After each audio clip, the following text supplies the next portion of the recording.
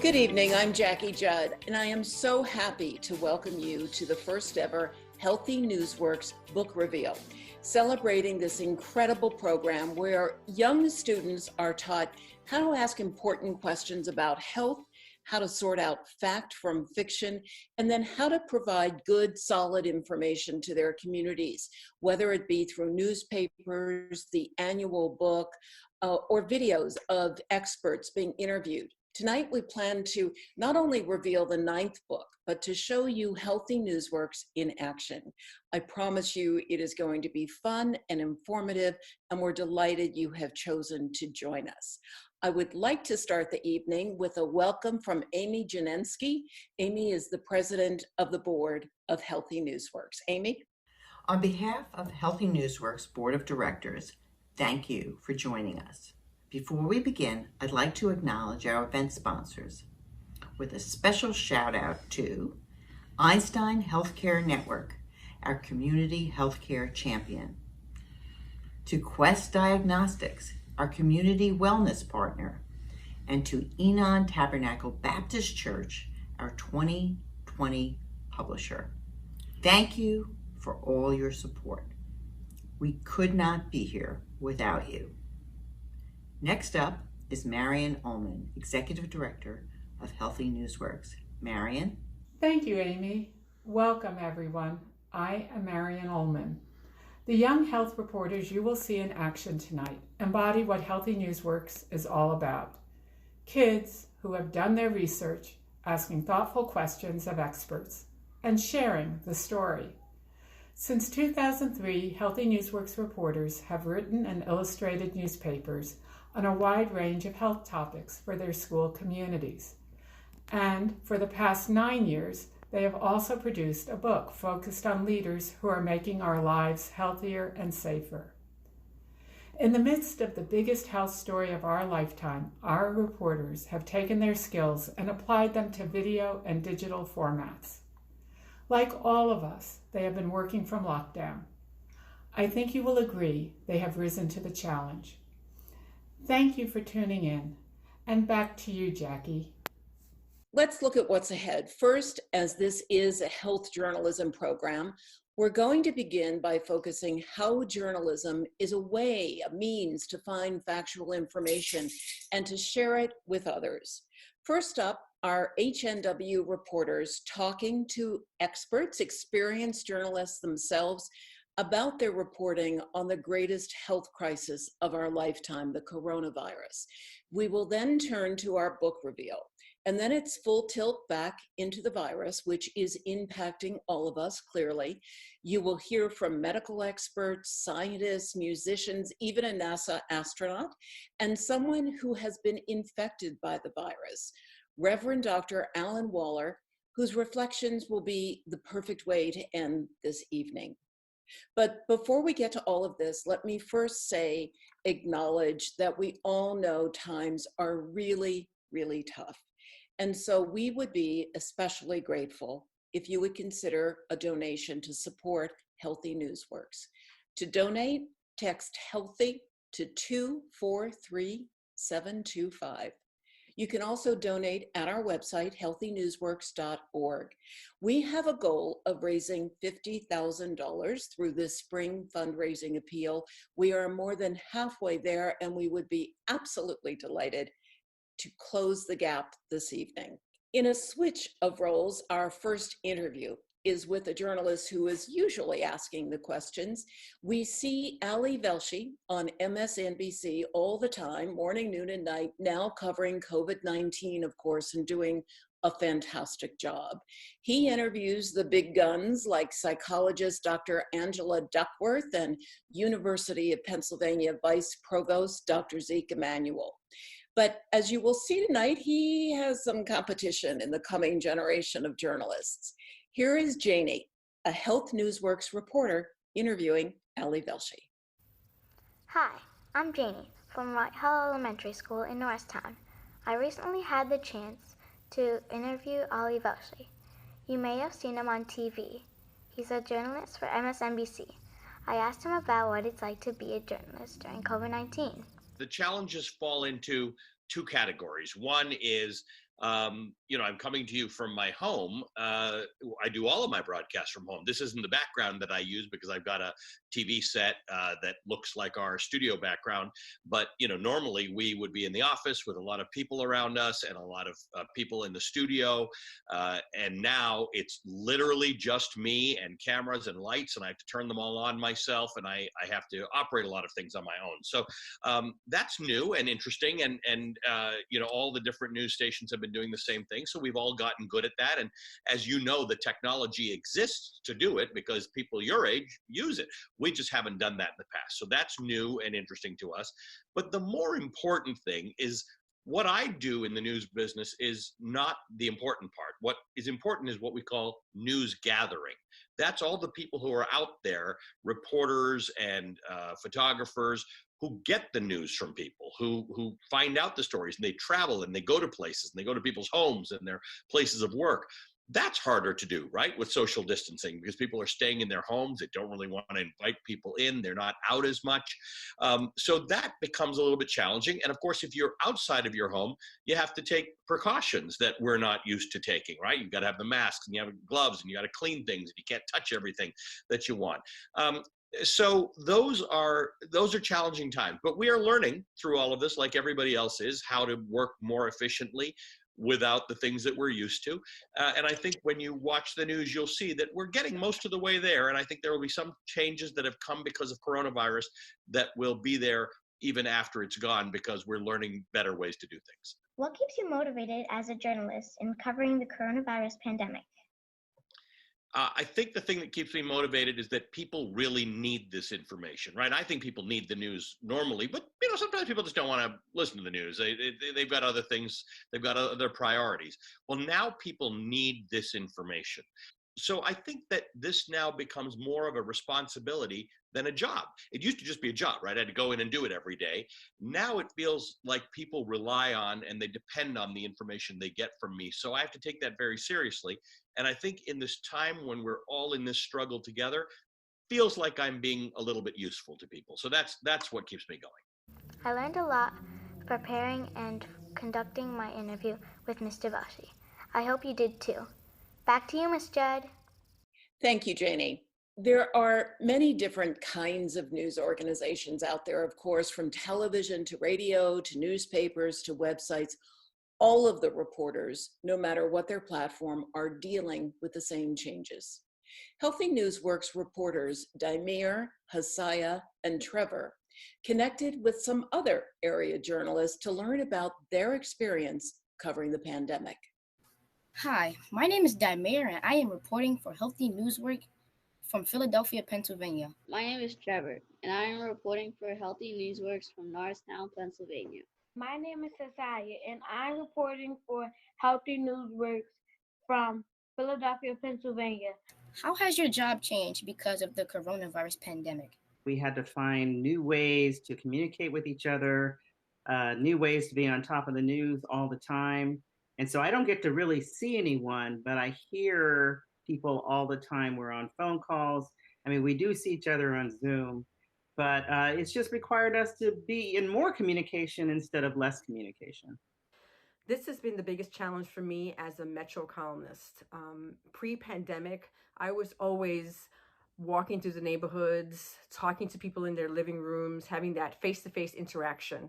And clearly there's not a safe place to do that anymore. So that means that I've had to adjust the way I normally do my job. It means focusing more on telephone calls, on virtual connections, on whatever platform people feel comfortable in any way that I could have that face-to-face interaction that is no longer possible. We're doing it, as carefully as we can, taking the precautions that we need to take, and when it really is important to try to illustrate the story in a more powerful way. Journalists usually have to go places to report on the news. How do you do your job during the lockdown? The safety of our staff is really very, very important for us. It's critical. And so, we have bought, for example, these long extenders that allow us to talk to someone 6 feet away at a safe distance, where we can put a microphone at the end of the extender. Our reporter is wearing a mask and able to interview the person, because we're also we're a radio station, we're on web, we're on podcast, and so we have to find ways to tell the story the best. And in most cases, the best way is you go out and you talk to people. That's what journalists do. My decision making when it comes to choosing what I'm going to cover is making sure that I'm adding something to the conversation. And so that means a lot of additional reporting, a lot of interaction and conversations. And so that's how I chose my columns before the pandemic, and that's definitely how I choose my columns during the pandemic. Personally, the kinds of stories that I look for, I try to find things that aren't being covered elsewhere, that I can feel like I can add something original to. What other challenges do you face covering COVID-19? When you're inside all the time and you're not able to see people, you're not able to see your friends, and you're not able to move around in the way that you used to, that can be very difficult for a lot of people. And if you already were feeling isolated before the pandemic, you're probably feeling even more so now. So we're able to talk about stories like that, where people can listen to them and say, wait, that journalist actually sees me and understands what's happening in my life. And maybe here's a way I can deal with that better. This is a story that my whole newsroom is covering, that newsrooms around the country and the world are covering.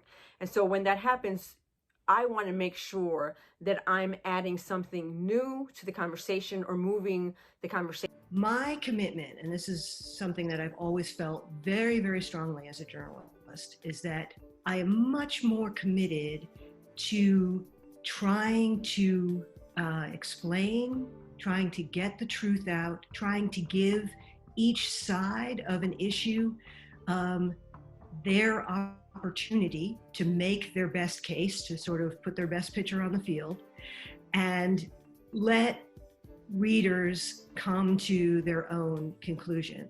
And what's different about this story is that we're also living it while we're covering it.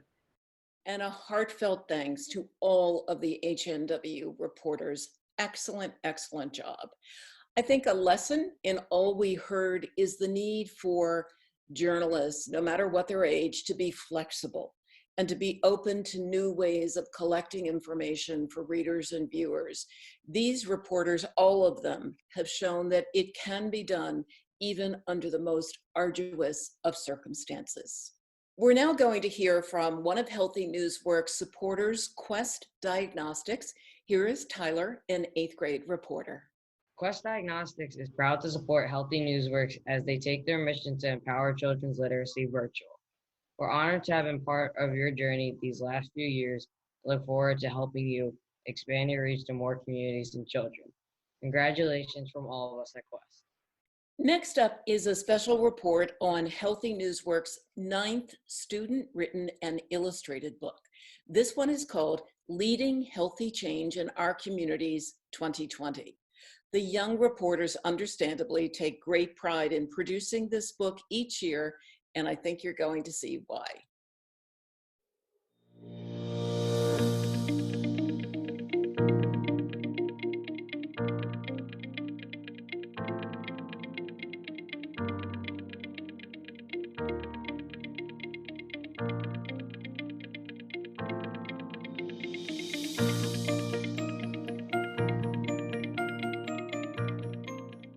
Hi, my name is Tom Farley, and I'm the Health Commissioner for Philadelphia. I'm responsible for the health of 1.58 million people. And I was interviewed by Healthy NewsWorks, and it was a pleasure to do that interview. As you can see now, Philadelphia is going through a pretty rough time. Now, we'll pull through, but to do that, we need smart, thoughtful people who care. And it was inspiring to see young people like that with Healthy NewsWorks, people who are interested in health and in journalism. We're going to need those people to help us get through this trouble and through the troubles that are inevitably lying ahead. I've never reported before, Like, I've never taken something like this serious. I've always been focused on like sports.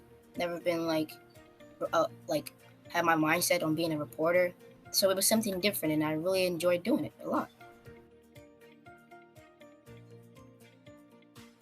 It was a joy to see our student reporters stand up, introduce themselves, and ask the questions they'd prepared in advance. And most of the time, they didn't stop there. They asked good follow-up questions, too. Before we interview a leader, we have to do some background research. At my school, we work as a small group. We come up with questions. During the interview, we take notes as quickly as possible. We share our notes and write up our own article, which is then put together. I was very impressed by the amount of research and their tough, penetrating questions, and I look forward to reading what they have and what they're going to do next. The book project, it was very important to the kids. So starting with the process of interviewing Dr. Farley, I definitely think they got a lot out of that, and knowing that interview would not just stick with us at Cramp Elementary School, but then, go out to others outside of the school. So having that experience with Dr. Farley, and now, Dr. Farley is like the man of the hour in Philadelphia. He's everywhere. So they've been able to make that connection back to, hey, look, he was at school way back in December when we interviewed him. I like mostly the questions and the answers that I receive from people that I am reporting. They give me a lot of information that I probably haven't already known before. Writing makes me block everything else out the way, focus on one thing right now. If I hadn't been involved with these books, there was no other way I would have met these leaders and learned about what they do. You do a lot of interviews, and you get to meet new people, learn about stuff that you might have never knew.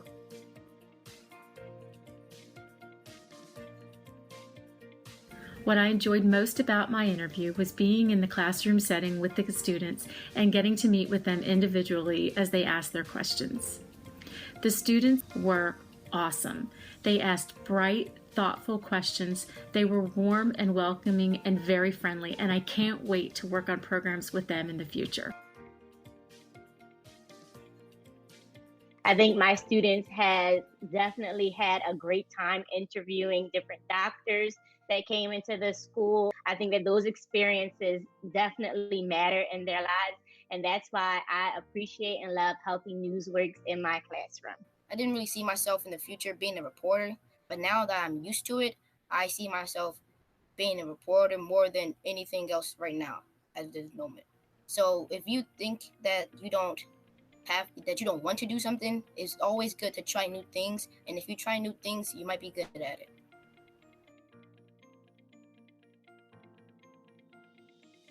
Each child who is an author or an illustrator for this book will receive a copy. These books also will be distributed to our schools, where they will be used for instruction in years to come. It is a great opportunity for children to learn from children. Also, knowing that they are going to have, published work, I think that's important to them. We were talking about that a little bit this morning in class when I was talking to them about, the book release, and that, they've never really had anything published before. So to have something, hey, look, we're going to have our work in a book is pretty exciting for them. People who do Healthy Reporter after us and we leave the school, they're going to know who we are, and they might remember and then see our name in that thing. The students that interviewed me were so amazing. They thought so hard about each question that they asked and were so warm and welcoming, and I think it was the best interview I've ever had. This year, our students interviewed 10 leaders about what would make a healthier Philadelphia in 2035, when the students will be adults. We want to introduce them to you and to thank them for their time and the information they shared with all of us. Dr. Ismail Abdas Sabor, Dave Brindley, Brandy Chiwaka, Joanne Douglas, Nick Esposito, Dr. Thomas Farley, Dr. Sawa Khan, Michael O'Brien, Rosalyn Picardo, Sophie Sakar. As we are all too aware, as this year progressed, we experienced a health challenge that has upended everyone's life. This year's book is dedicated to all who have sustained and inspired our communities during this crisis. At 7 p.m. Eastern tonight, you can view a copy of the 2020 book on the Healthy NewsWorks website. All of our authors and illustrators who helped create Leading Health Change in Our Communities 2020 will be receiving their own copy of the book.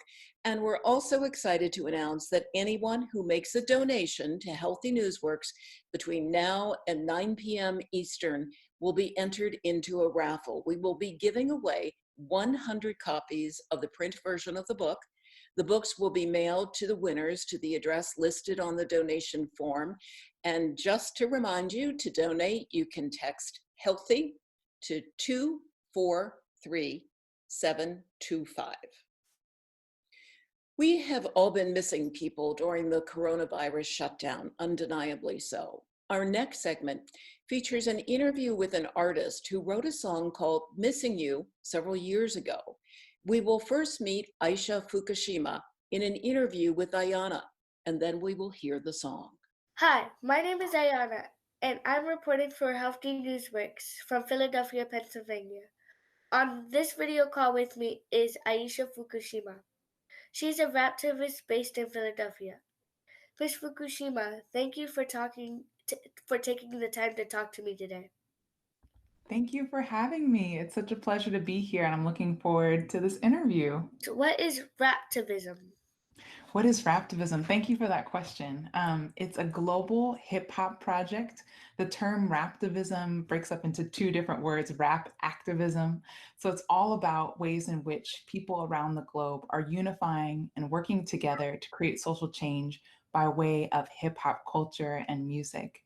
At its core, I like to say that as a raptivist and as a founder of the Raptivism Project, we work to challenge oppression with expression. We will be listening to your song Missing You. We are all our missing people now. When did you write this song, and why did you write it? In part, I think it was because I was missing loved ones who I couldn't see anymore, whether that's because they've passed away and passed on, or for whatever reason, they were in different places that I couldn't access, I couldn't travel to, I couldn't be connected with them in the same room. And so, and this is something that I've experienced both as a young person growing up as a kid, and then also now in my adulthood as I continue to grow and learn that I've had many different instances where I haven't been able to connect with loved ones in person, but this song for me was a way of kind of channeling that message out and sending it to wherever folks are to know that we are together, actually, even though we're apart physically.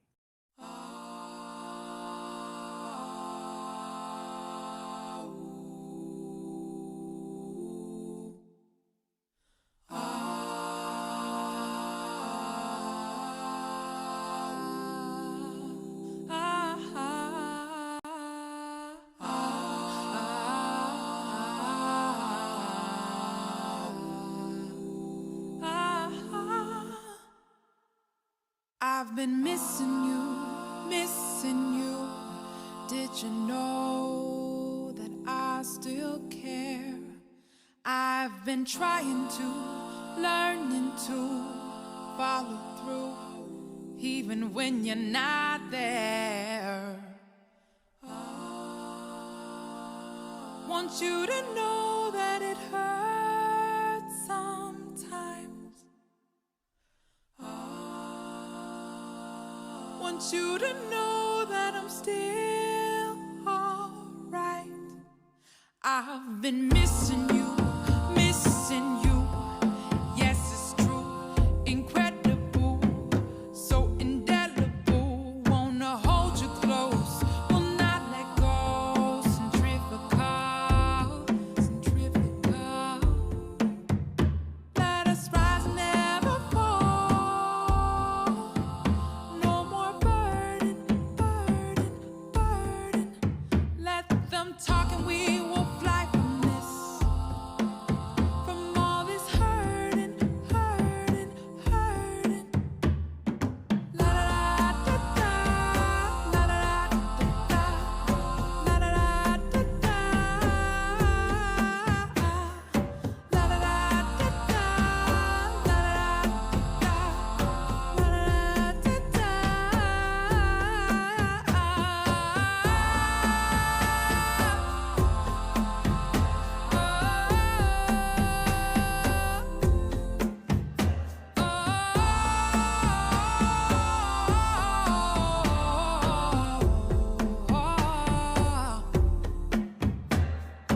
This is just to say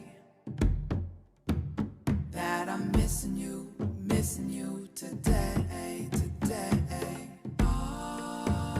We will never fade away, never fade away, fade away. I've been missing you. Yes, it's true, incredible, so indelible. Wanna hold you close, will not let go.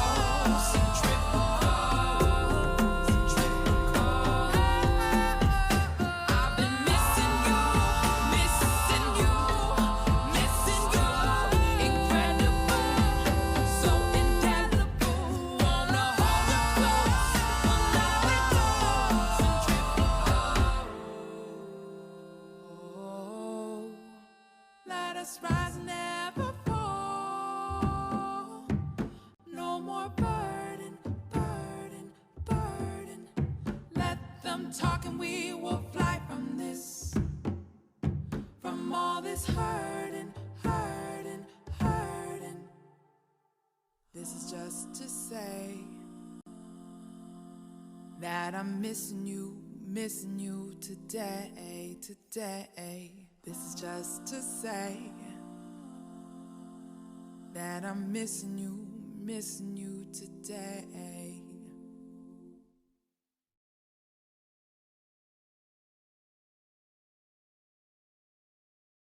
So beautiful. And that song truly captures so much of what we are all feeling these days. Dealing with the social isolation has been emotionally tough for all of us, but probably most especially for children. Two of our Healthy NewsWorks reporters, Brianna and Amaya, spoke to two experts about ways in which kids can cope during these incredibly challenging times. Hi, I'm Brianna from St. Veronica School in Philadelphia. And I'm Amaya from the Laboratory Charter School in Philadelphia. Dealing with your emotions during the COVID-19 pandemic can be hard, Especially for kids. So we interviewed two experts about how children cope with the issue. I interviewed Dr. Angela Duckworth, a 2013 MacArthur Fellow and a University of Pennsylvania psychology professor. I interviewed Dr. Dan Gottlieb, a psychologist and longtime host of Voices in the Family. They both had some great advice. What should kids do if they are sad about missing friends and teachers at school because the coronavirus shut schools? Having contact with friends is very, very important. Have you done things like FaceTime, or we're on Zoom now? Have you done that with your friends? Yeah. And what's that like for you? It's really good because when me and my friends are apart, we get to talk to each other, and we're not sad when we're not talking to each other because we have FaceTime so we can talk to each other. Yeah, you have to make time every single day to do that, to talk with friends. What advice do you have kids to deal with the panic so they aren't sad? I think the most important thing to understand is that your emotions are kind of a natural part of being a human being. And there's a lot more to say about like what you would do with them. But I think if you at least accept that you have emotions and that all the people in your family have emotions and some of them are going to be not so fun to have, I think that's almost the most important, actually probably is the most important thing to just know. There are some kids and some grown-ups, believe it or not, worry about this almost all day. And they have trouble sleeping. And some kids and grown-ups get panicky around this. It just doesn't get out of your head like it does for you and me. And at that point, you got to tell your parents what's going on. And your parents have to know that you've got a lot of anxiety, and there's lots of things that can be done for kids who have lots of anxiety. So you can't control that there's a pandemic, and you can't control, whether your schools are, fully equipped to do, remote teaching. And there's so much we don't know and we can't control. But one thing we can control is how we respond to our circumstances, how we respond to challenges. And I think that's really what character is. It's how you choose to respond. And I hope in this time that you, Brianna, and that other students might say, well, I can be a kind person today. I can say thank you to my mom or my dad for helping me with breakfast. I can say thank you to my teachers. I can work hard on my lessons, even though it's so hard to concentrate when I'm at home. And all of those things, it's not just grit, it's kindness and honesty and curiosity. All of those things are your character. And I think this is a great opportunity to express our character and also to build our character. We had so much fun doing these interviews. Yes, we did, and they both had such great advice. Now back to you, Miss Judd. You'll soon be able to view the extended interviews from this event. We're going to be posting them on the Healthy NewsWorks website and the YouTube channel, starting with the interviews you just saw with Dr. Angela Duckworth and Dr. Dan Gottlieb. Now, my pleasure to turn the program over to Diane Davis, Healthy NewsWorks Community Outreach Manager. Diane, welcome. Hello, I'm Diane Davis, Community Outreach Manager for Healthy NewsWorks. I'm very excited to be with you this evening. We have with us Kayla, who will give you a message from the Einstein Healthcare Network. Einstein Healthcare Network salutes all those on the front lines, keeping the surrounding communities healthy and safe. Thank you to our courageous doctors, nurses, therapists, administrators, and support staff who work tirelessly to fight against COVID-19. And a special congratulations to Healthy NewsWorks on the 2020 book launch. We're proud to be your community healthcare champion. Healthy NewsWorks so appreciates all of your support. Please consider a donation to Healthy NewsWorks, which will help our schools or communities. To donate, text HEALTHY to 243-725. That's HEALTHY to 243-725. Remember, people who donate before 9 p.m. this evening, you will be entered into a raffle to receive a bound copy of our 2020 book. Thank you. We have more fascinating interviews ahead, including with Philadelphia music legend Kenny Gamble and NASA astronaut Colonel Douglas Wheelock. But now it is time to turn to the scientists and to the virus itself.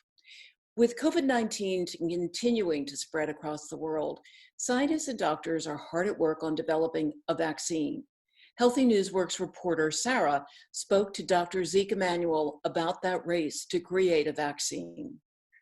Hi, my name is Sarah and I'm a 6th grade reporter. Recently, I got the pleasure of interviewing Dr. Ezekiel and Emanuel. We got to talk about the vaccine for the coronavirus. Dr. Ezekiel Emanuel is a Vice Provost for Global Initiatives at the University of Pennsylvania. He's an oncologist, an ethicist, and an author. My first question is, what progress has been made on developing a vaccine against the coronavirus? Well, we're into human trials at record speed. So we learned about the virus in January, and here we are in April, and some people have already received the vaccine in an attempt to see if it's safe.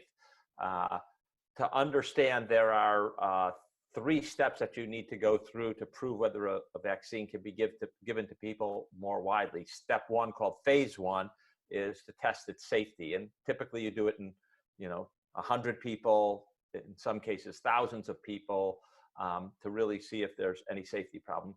Then you go on to see if it raises the antibodies. Sometimes you combine these 2 steps.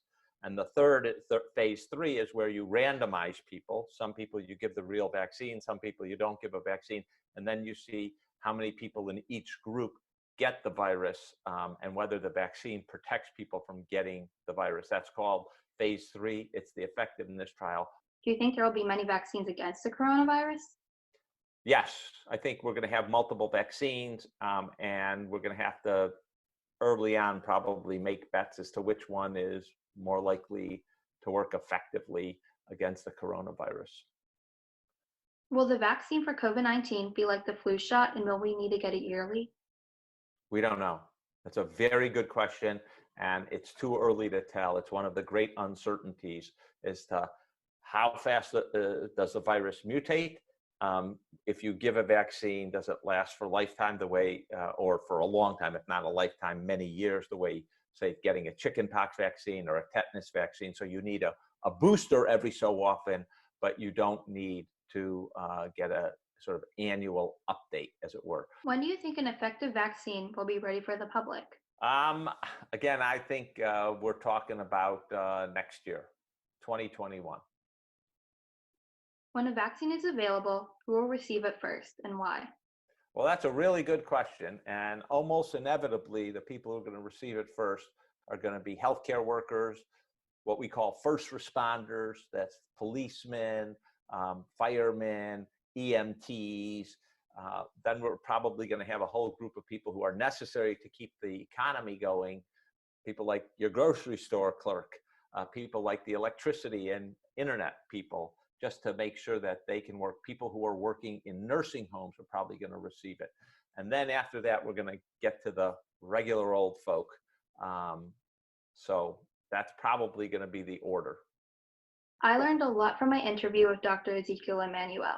One thing we have to remember is to be patient. There's many doctors working very hard to find a vaccine for us. Thank you for watching. Life has been absolutely transformed since the emergence of COVID-19. It has left many of us asking, will life ever go back to normal? Healthy NewsWorks reporter Tyler spoke to Dr. Risa Lavizzo-Mourey about that. My name is Tyler, and I am reporting for Healthy NewsWorks from East Narden, Pennsylvania. On this video call with me is Dr. Risa Lavizzo-Mourey. She is a professor of health equity and health policy at the University of Pennsylvania and the former CEO of the Robert Wood Johnson Foundation. Dr. Lavizzo-Mourey, thank you for taking your time to talk to me today. It's my pleasure. Nice to meet you. The coronavirus is having a big impact on communities and the people who live in them. When do you think our lives will go back to normal? I don't think people are going to like this answer, but my sense is we won't really get back to normal until we have a vaccine or an effective treatment, so that the things that have changed in our environment we know that we can correct them easily. And depending on who you talk to, the estimates of when we're going to have a vaccine range from 12 months to 18 months. So I think we have to get used to a new normal. What do you think the new normal will look like for communities? That's a great question. Every Zoom call and conference call that I've been on in the last 3 months have been really trying to understand that. I think it's pretty clear that we are not going to be in as many densely packed environments in the near future. What do you think this new normal look like for kids? I think kids are going to show us older people a lot of new ways to have fun, to socialize, to learn in a world that necessarily involves both virtual and in person. I was reading something the other day that people my age are learning how to use apps that people your age have been using a long time, so that they can play cards in the same, using the same deck of cards virtually, so that they can watch a movie together and not be in the same room, and all of those kinds of things. So I think your generation is going to really teach all of us how to do this in a way that is fun and innovative. I really enjoyed interviewing Dr. Lavizzo-Mourey because I got a better idea of what the future might look like. In our next segment, we are going to hear about what school might look like this fall. My name is Makayla, and I'm reporting for Healthy NewsWorks from Philadelphia, Pennsylvania. On this video call with me is former U.S. Health and Human Services Secretary Kathleen Sebelius. Hi, my name is Kayla, and I interviewed Dr. David Kessler. He is a professor at the University of California, San Francisco, and a former commissioner of the U.S. Food and Drug Administration. Kids want to get back to school safely. What steps need to be taken for that to happen? Well, I think a lot of the scientists feel that school openings are important. It's important for kids to not only learn, but a lot of children in America rely on schools to be safe while their parents are at work. They rely on schools to get 2 meals a day, to be playing in safe surroundings. So schools have lots of very important aspects for children and for their parents. But schools are spaces where kids sit close together in the classroom. They eat close together in the lunchroom. They go out to playground space or participate in gymnasiums where they're close together. And what we know about this virus is being close together is not a great idea. People are supposed to be 6 feet apart and try and minimize the contact. So I think we need to figure out ways that schools can reopen safely for children and for young adults, because we've got to balance them learning and being in an environment of safety and not risking their health, and not risking that by going to school to learn, they bring disease home that they then give to their parents and perhaps their grandparents. If we can go back to school, what will school look like? It depends, right? I mean, obviously you have to, if you're going to switch classes, you have to be able to get to those classes. But we know that certain things are going to be required. We've all learned that the term socially distance. So you're going to have to walk down the hall, but you're going to have to be able to do that and not come in contact with somebody else. Now, we all know when classes change, that sometimes the hallways can get very crowded, and that we can't have that. So people have to think through, how can you be safe? How can you maintain that socially distance? I mean, should you stay more in the same classrooms than switch? We have to be able to reduce contacts between one person and the next. So things are going to be different. We are all hoping that kids can safely go back to school this fall. In the meantime, we are also all learning how to cope with this new life. Our next segment features a Philadelphia duo, Kindred the Family Soul, who also are a married couple with 6 children. All 8 of them, of course, are home during the shutdown. Following the interview, you're going to see a video of the duo performing Magic Happen. My name is Dominic, and I'm reporting for Healthy NewsWorks from Philadelphia, Pennsylvania. On this video call with me is Asia Graydon and Phaeton Dantzler. They are a married couple who performed as a neo-soul duo called Country, the Family Soul, based in Philadelphia. Mrs. Graydon and Mr. Dantzler, thank you for taking the time to speak with me today. Thank you, Dominic, for having us. How are you? The coronavirus has made life difficult for everyone. How can music help people feel better? I think music oftentimes plays a part in people's lives by giving them the background to some of the most memorable times in their lives. And they associate so much music with, joyous and important things. And so I think in a time when you are struggling and when you may not feel sure about what's next, music can be a huge comfort. And of course, with this being something that everyone is dealing with at the same time, we look to music and entertainment and things of that nature to take our minds away from the things that might be really pressuring us. Do you believe music can be used as a type of therapy? Why or why not? I definitely think music can be a therapy. I think music oftentimes is the thing that helps people to remember that they're not alone and that their experiences are not happening in a vacuum. And oftentimes music is that thing that reaches across, other countries, other backgrounds, age groups. People tend to hone in, or cultures, people hone in on a shared experience. Has the pandemic affected your music career? Have you been working on new music since being home during the shutdown? Right before the shutdown, we were working on a new album. And of course, but as far as for, our careers, most of our career is performing for crowds of people. And so as us, as well as many other artists, that has been shut completely down. So it has been a big adjustment for us to create in this environment. One thing is for certain, like you asked, have we been working on music? Yes, we're working on music, but at the same time, we're being inspired by everything that's happening around us and absorbing everything that's happening around us, because we're writing a song even when you're not writing a song.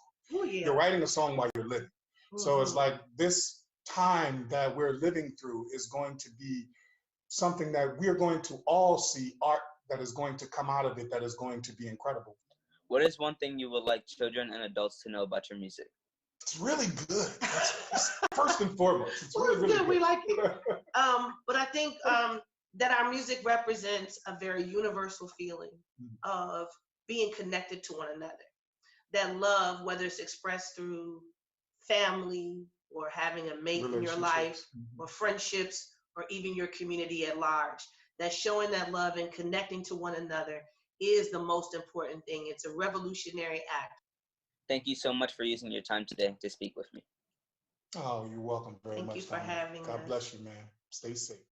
It don't matter what we drive, the neighborhood where we live. Don't matter what kind of gift or what kind of ring you give.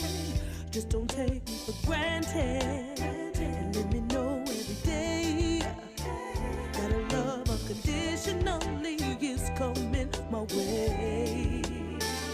'Cause even if the world is falling apart all around us, oh yeah, let my love be a shelter, baby. Coming out of the rain, come out, no. 'Cause I know one thing about us, that our love is forever, baby. Rich or poor, you know I love you the same. I gotta tell you, you should already know, just in case you needed to hear it, well, here it goes. I love you more than you can ever imagine. You make magic happen. You make magic happen. You don't ever think I forgot the special things you've done from the day that you came into my life, the day you had my first son. Sometimes I can't understand it. It remains mystery. How it started as you and me. Look at us, now we're a family.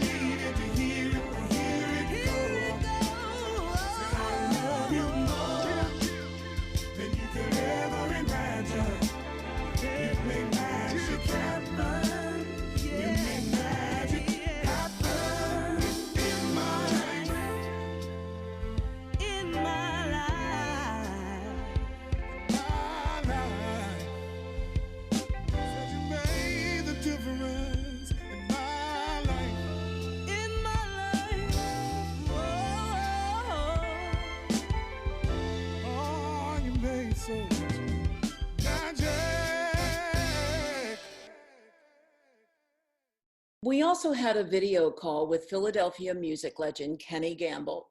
In partnership with Leon Huff, producer and songwriter Kenny Gamble has received numerous awards and honors for his music. Jocelyn, an 8th grade reporter for Healthy NewsWorks, had the opportunity to interview him. My name is Jocelyn. I'm reporting from the Healthy NewsWorks from Philadelphia, Pennsylvania. Here on this video call with me is Mr. Kenny Gamble from South Philadelphia. He is widely known for having written, produced, recorded, and published more than 3,000 songs. He is also known for having works in public service, including education and neighborhood revitalization. Thank you, Mr. Gamble, for being on this call with me today.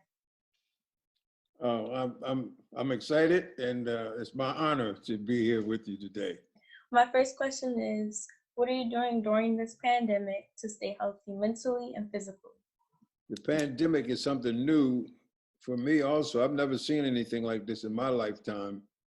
And it just makes you more conscious of how important it is to be healthy and how important it is for your friends and your family and your neighbors, for you to work together, because this is not just something like somebody catching the flu or a cold. This is the whole world is involved in this pandemic, and it really is. Well, it's a lot going on with it. I don't know a whole lot about it, but it just seems to me that that it really is an opportunity for us as humans, as human beings, to really work together. You're a huge advocate for education, and some kids are having a tough time doing the schoolwork from home. What advice do you have for them? It's so important to learn, you know, and you got to be able to read. You got to be able to read. You got to, because you can learn so much from reading. And you know, you got to be able to explore the whole world, and you can do that through reading. During this pandemic, how can music be helpful to kids? Wow, you know I love music now, and I'll just speak on my behalf. I started out singing, and when I was young, and me and my brothers, my brother Carl, and my cousin Earl, and another guy's name was Jackie Judd. We had a group singing. And little did I know that in years to come that I would be writing songs, because I was writing songs then for them. But they used to laugh at me all the time. Everybody used to laugh, "Oh, you ain't gonna do nothing, you know." But you can't let people discourage you. So I think that music is everything. I mean, music is in everything. It's in the wind that blows. How do you think music can release stress? You can dance to it. You can exercise to it. You know, most people, like when they're jogging and stuff, they got earphones on. They're listening to, you know. And then you have some music that is for stress. You know, you can meditate, like sit down and like yoga and stuff like that. You know, you got all kinds of music that can really harmonize with your body, really, and you start to enjoy it. I guess just to sum it all up, you know, is just be thankful for what you have, you know, and that your health is your greatest. I'll say that again. Your health is your greatest wealth. Thank you for having this interview with me today. That's good. Well, you did a good job, Jocelyn. That was certainly a memorable interview for Jocelyn to conduct. And I think all of the reporters who participated in our program tonight have so very much to be proud of. So please consider a donation to help support Healthy NewsWorks. Remember, we want to exceed our $50,000 goal. And just to remind you one more time, to donate, you can text HEALTHY to 243 725. If you donate before 9 p.m. Eastern tonight, you're going to be eligible to participate in a raffle for a bound copy of the 2020 book. We are raffling 100 books to those who donate tonight. So please do. While this has been an extremely unusual time for all of us dealing with social isolation, there actually are some people who train for this exact situation. Healthy NewsWorks reporter Jaylene spoke to a NASA astronaut who has some tips to help us get through these tough times. Hi, my name is Jaylene, and I'm reporting for Healthy NewsWorks in Philadelphia, Pennsylvania. I recently spoke with NASA astronaut Colonel Douglas H. Wheelock. According to the NASA website, you've spent 178 days in space, so you're probably more comfortable with the feeling of being socially isolated than most other people on the planet right now. Can you tell us about how you handled that isolation?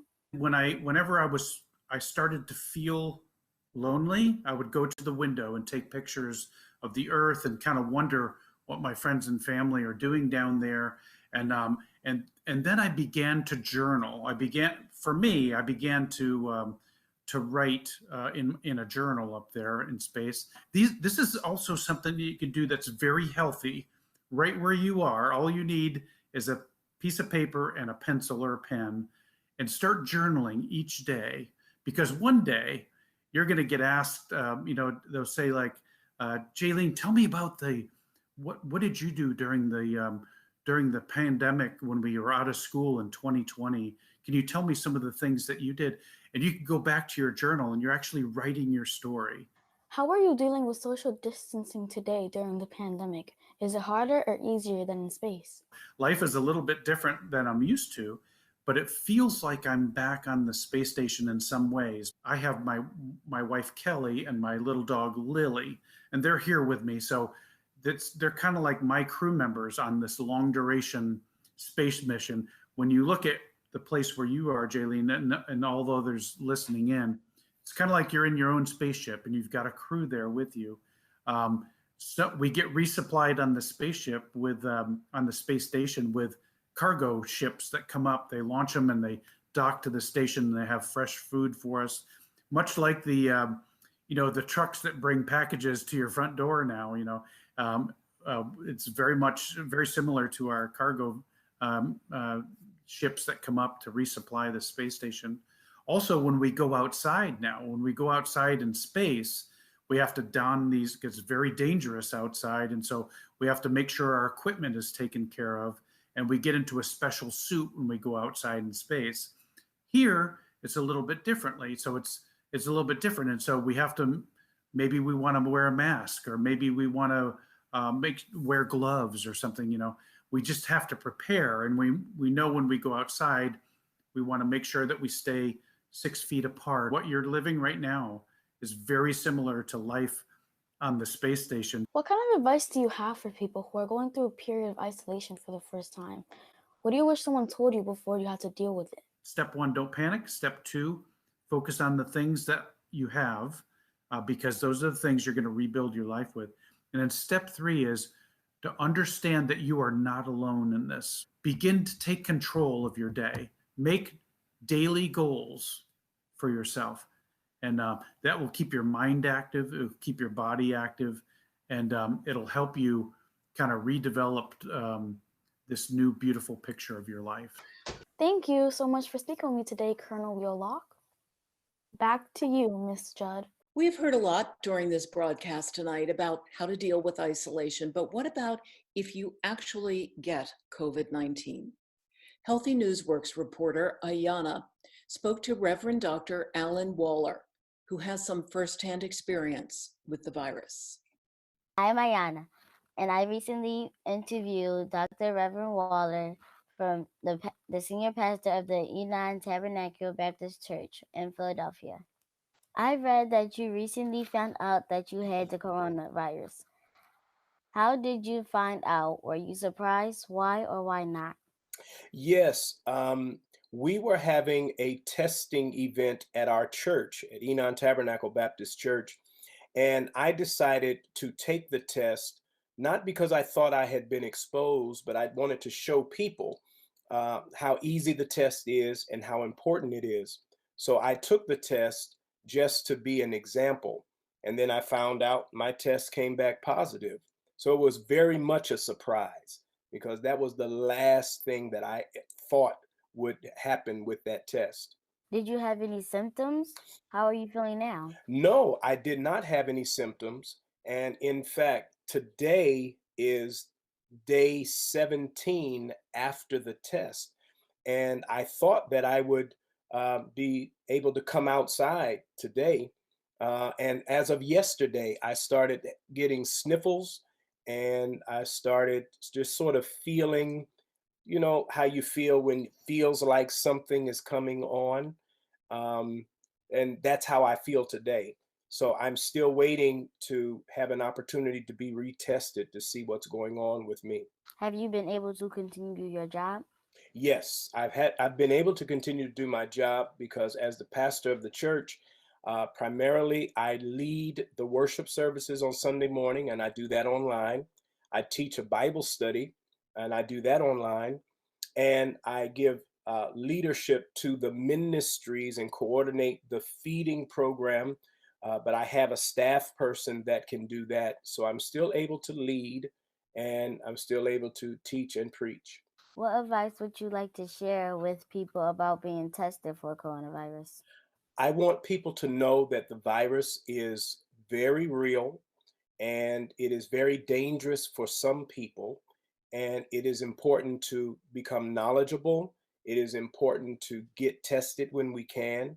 And it is important to make sure that we do all of the social distancing so we don't spread it to any more people. Back to you, Ms. Judd. I'm happy to report that Reverend Waller is doing well. Thank you for spending time with us tonight. As a reminder, at 7 p.m. Eastern, you can view the 2020 book on healthynewsworks.org. This broadcast will be available tomorrow on the website as well. And remember, one more time, you can participate in a raffle for a bound copy of the book by donating to Healthy Newsworks before 9 tonight. We would all like to end this program with our deep gratitude to you for tuning in, for supporting us. I have so enjoyed hosting Healthy Newsworks' first ever virtual event. Stay safe and be well. Hello, I'm Andrew Magnus, Vice President on the board for the Healthy Newsworks. And I'd like to thank everybody who's involved in our great program, from the directors to the other board members, to the interviewers, to the children that do the interviews, to the teachers that support them. Thank you for joining Healthy Newsworks' first virtual book reveal. We are so proud of all of the children, and we are so thankful and grateful to all of our sponsors who helped us pivot from a face-to-face event to a virtual event. Thanks a lot. Hello everyone, I'm Mariah Hall and I'm a longtime Healthy Newsworks supporter and board member. Here just to say thank you so much. I'm Diane Davis, Community Outreach Manager with Healthy Newsworks. I'd like to thank everyone for tuning in to our great event, and thank you for all of your support. Thank you. I'm Dominic, and thanks for watching. Thank you for supporting Healthy Newsworks. Hi, I'm Lori Hack. I'm on the Healthy Newsworks board. Thanks so much for being with us today. I hope you enjoyed this as much as I did. I'm Vicki Kinsey from the Healthy Newsworks board, and I just want to say thank you so much. Thank you so much. Thank you for supporting Healthy Newsworks. Thanks for watching. Hi, I'm Deborah Stern. Honored to be on the Healthy Newsworks board. I want to thank you all for watching tonight. I am Elizabeth Rappaport of the Healthy Newsworks board. I would like to thank you for your support and for joining us this evening. Thank you for supporting Healthy Newsworks. Thank you for your support. On behalf of Healthy Newsworks, thank you so much. Say thank you. Hi, I'm Mia Blitzstein, Healthy Newsworks Program Manager. Thank you for watching. We really appreciate your support. Hi, I'm Messiah, and thank you for watching. Thank you for watching. Tumbling down all around us. We got a solid foundation. And I'm gonna tell everybody what